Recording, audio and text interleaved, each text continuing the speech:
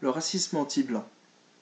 On n'en parle jamais, ou alors quand on en parle, c'est connoté d'extrême droite.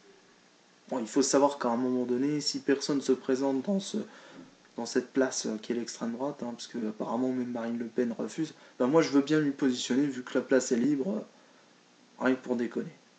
En fait, il faut savoir que le racisme existe quelle que soit la couleur de peau, quelle que soit la discrimination, quel que soit le principe, en quelque sorte, j'ai envie de dire, moi je suis pas raciste, je suis ouvert à tout le monde, en réalité on est tous racistes. Donc la vraie question, on est tous intolérants, etc. On a nos limites, c'est normal.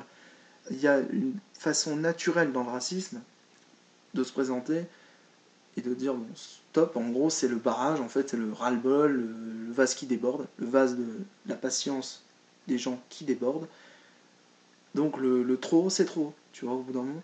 Et ce racisme-là, quel que soit le type de racisme, s'affiche. Donc le racisme anti-blanc existe, et c'est une forme de discrimination, bien sûr, mais on peut aussi avoir la forme dans laquelle on dit oui, le blanc est inférieur aux autres races, etc.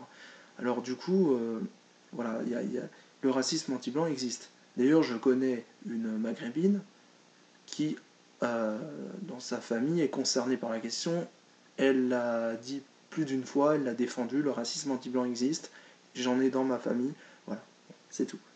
On va pas jouer la victime, parce que pour ceux qui ne me connaissent pas, moi je suis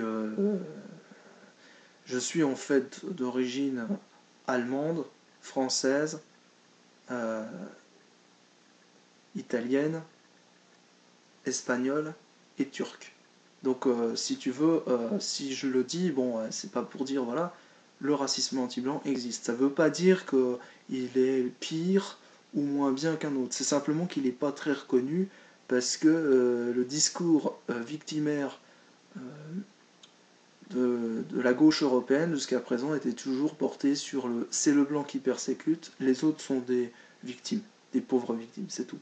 Or, en fait, la victime, dans certains cas, ça peut être le blanc aussi, il faut quand même le rappeler.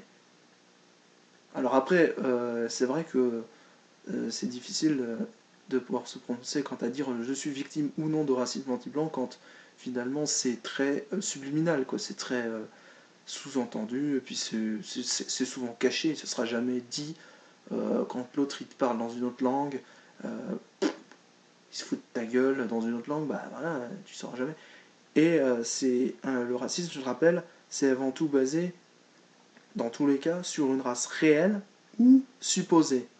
En caricaturant, on peut être raciste envers les Schtroumpfs, si tant est qu'on croit que les Schtroumpfs existent. Voilà, donc le racisme euh, qui n'est pas souhaitable en société moderne pour pouvoir cohabiter et vivre ensemble, quel que soit le type de racisme, mais en même temps, il a un effet naturel. J'ai observé moi-même des fourmis agresser une sorte de charançon, hein, vous m'excuserez.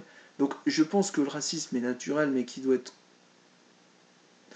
euh, limité, en fait, très limité, et qu'on devrait arrêter tout type de racisme, on va dire d'intolérance, surtout quand c'est basé sur des choses qui sont communément acceptées comme étant bonnes. Voilà. Et je pense que c'est ça, le vivre ensemble.